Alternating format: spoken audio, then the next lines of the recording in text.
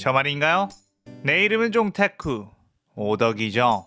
오늘은 인기 애니메이션 귀멸의 칼날에서 나오는 귀살대 주 중에 중상위권에 속할 수 있는 수주 기유, 사주 오바나이, 하주 무이치로의 전력을 비교해보는 시간을 갖겠습니다. 이 영상에는 원작의 스포일러와 개인적인 견해가 있으니 그 점 유의하시길 바랍니다. 大丈夫ですか? 그럼 시작해볼까요? 저번 영상에서는 귀살대 주 중에 가장 강한 암주 교메이 다음에 강하다고 평가되는 사네미와 쿄주로에 대해서 이야기를 했었죠. 오늘은 그 뒤에 올 4, 5, 6위가 될 만한 캐릭터를 분석해보겠습니다. 먼저 인물들의 작중 행적을 한번 살펴보죠. 수주 기유 같은 경우 최종 국면에서 아카자를 탄지로와 함께 잡아내고 무장과의 싸움에서도 살아남았으며 마지막에 혈기가 된 탄지로까지 막았습니다. 사주 오바나이 같은 경우는 딱히 이렇다 할 활약이 없다가 마지막 무장전에서만 활약을 보여줬고 그때 힘을 다해 전사하는 뭔가 아쉬운 면이 있는 캐릭이죠. 상현 무이치로는 상현 5 교코를 사실상 혼자서 잡아냈으며 상현 1 코쿠시보와의 싸움에서 전사했습니다. 작중 행적으로 보면 많은 분들이 무이치로가 그나마 가장 큰 활약을 했고 임팩트도 있으니 이들 중에선 가장 전투력이 높지 않나요? 라고 생각하실 수도 있죠. 물론 활약만으로 본다면 무이치로가 가장 큰 공헌을 했다고 보는 게 맞지만 개인적인 전투력에서는 무이치로가 이들보다 무조건 강하다 라고는 볼 수가 없죠. 일단 상현 5 교코를 잡은 무이치로니까 상현 6 규타로를 상대로 혼자서는 이기지 못했던 음주 우주이 탱겐보단 강한 게 맞습니다. 하지만 수주 기유나 사주 오바나이보다 확실하게 뛰어나다고는 볼 수 없는 이유가 있습니다. 사실 무이치로에겐 치명적인 약점이 하나가 있죠. 바로 전투 경험이 다른 주들에 비해 현저히 부족하다는 것입니다. 무이치로는 천재죠. 코쿠시보의 자손이며 현실의 귀살대 주 중에서 가장 잠재력과 재능이 넘치는 게 맞습니다. 하지만 나이가 만 14세밖에 되지 않았으며 검수를 수련한 지 그리 오래되지가 않았습니다. 검을 잡은 지 2달 만에 주가 될 정도의 재능이라는 작중 설명이 있었지만 그것은 말 그대로 주가 될 정도의 실력을 가진 거지 다른 주들보다 강하다고는 할 수 없죠. 주들끼리도 실력차가 명확히 존재하며 주가 되었어도 넘어야 할 경지가 엄청나게 많이 있으니까요. 다른 주들 같은 경우는 아무래도 단련을 할 시간이 많고 전투 경험이 많다 보니 무이치로처럼 천재적인 재능까지는 없더라도 어떤 경지에 올라설 수 있었죠. 특히 이 작품에서는 강한 적들과 싸우는 것이 몇 달 수련하는 것보다 훨씬 큰 경험치가 된다고 설명이 되어 있습니다. 그렇다 보니 아무리 무이치로가 재능이 넘친다고 해도 그 전투 경험이 부족하다면 자신의 기량을 발휘하지 못하고 적에게 당하는 경우가 생기는 거죠. 그 예로 상현호 교코와의 싸움에서도 사실상 무이치로는 혈기술에 쉽게 당해 진 거나 다름없는 상태가 되었습니다. 교코가 장난치지 않고 바로 무이치로를 죽이려고 했다면 무이치로는 주중에 가장 허무하고 활약 없이 죽는 주가 되었을 겁니다. 전투 센스가 쌓이지 않았다는 것은 이런 면을 말하는 것이고 만약 강한 적들로 경험치를 쌓으면서 3, 4년의 시간만 지났어도 무이치로는 교메이를 제외한 모든 주보다 강해질 수 있었을 겁니다. 교메이는 천재도 사실 장담할 수가 없는 존재죠. 어쨌든 그렇기 때문에 현 시점의 무이치로는 그렇게 생각보다 높은 전투력을 가지고 있진 않습니다.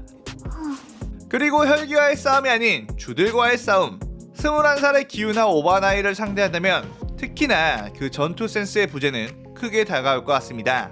무이치로가 또 주들 중에서 인기 순위 탑 티어이기 때문에 그냥 무조건 무이치로가 더 세요. 이렇게 많이들 말하실 수도 있어요.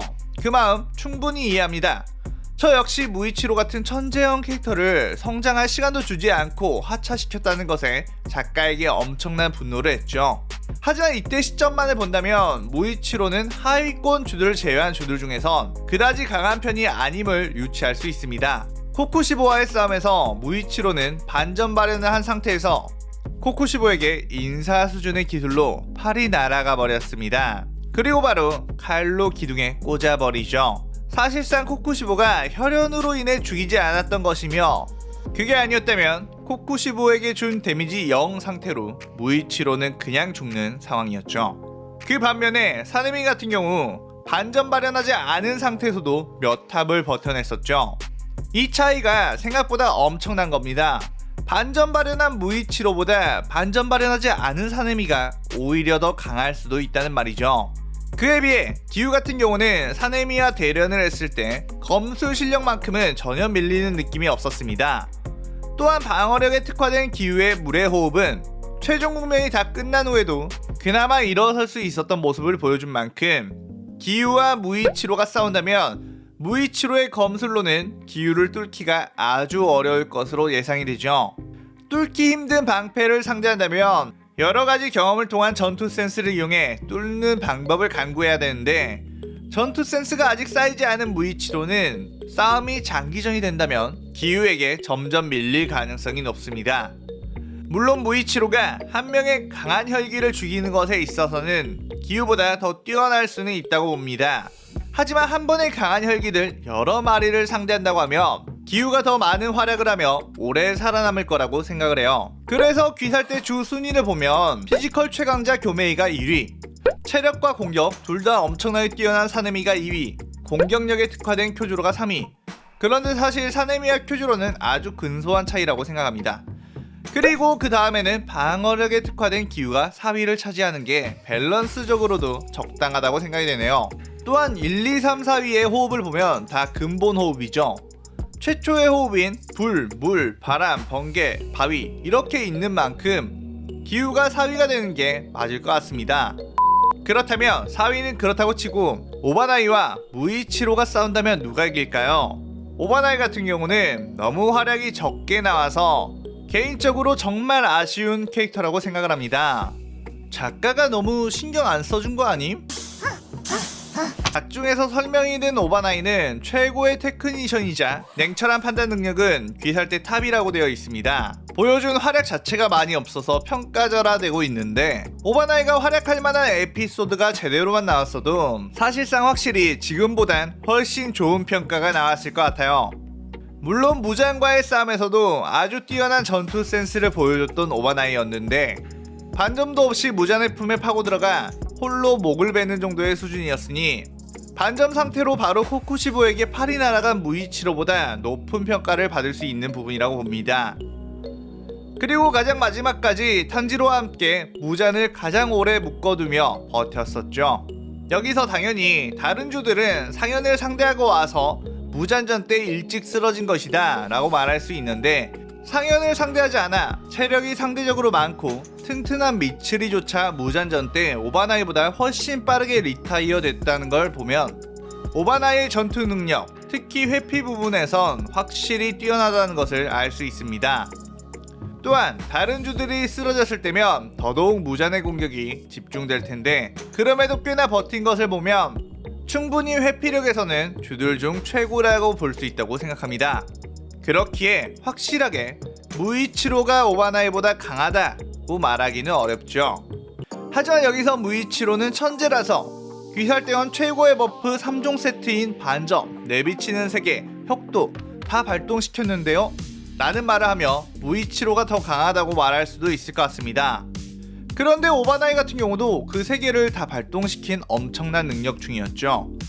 무이치로 같은 경우는 정말로 죽을 만한 상황에서 자신의 모든 생명력을 쏟아내어 그 버프를 받아낸 재능 천재의 모습, 무한열차 때 쿄주로의 마지막 공격과도 같은 불굴의 의지에서 나온 느낌이었지만 오바나이 같은 경우는 먼저 발동한 이들의 정보를 듣고 바로 유추해내 발현을 할 만큼 이쪽도 천재의 모습을 보여주죠.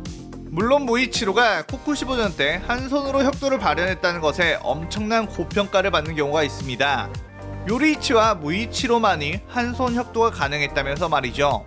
하지만 이 부분은 무이치로의 팔이 이미 하나가 없으니까 한 손으로라도 혁도를 발현하게끔 그리지 않았나 생각을 해봅니다. 악력으로 혁도를 발현시키는데 주들 중에서도 근력이 하위권으로 평가되는 무이치로가 다 죽어가는 상태에서 한 팔로 그런 힘을 냈다는 건 그냥 작가가 무이치로를 멋지게 퇴장시키고 싶어서 그렇게 한 거죠.